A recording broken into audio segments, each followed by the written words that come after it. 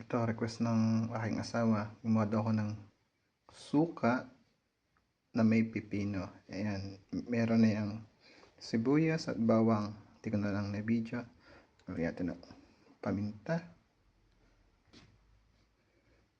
Kasi ito, gusto ko yung rock salt kasi kahit lumamig, hindi siya ganun kaalat. Di tulad ng mga iodized salt.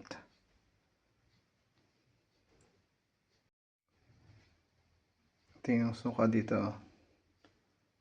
Aceto di Pino Rosso. Gawa sa ubas. Ang asim niyan. Yan, ibubukod ko muna yan doon sa ating mga sariwang sangkap. Ito ay asukal. Lagay natin.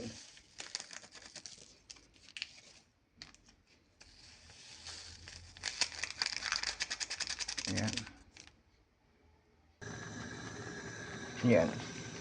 Ito, pukulan muna natin ang ating suka at ang ating asukal. Pagkatapos itong kumulo ay lalagyan natin dito sa ating pipino, bawang, sibuyas. Ito na ang ating suka. Ang epekto ng sukang pinakuluan sa mga sibuyas at pipino para manatiling malutong.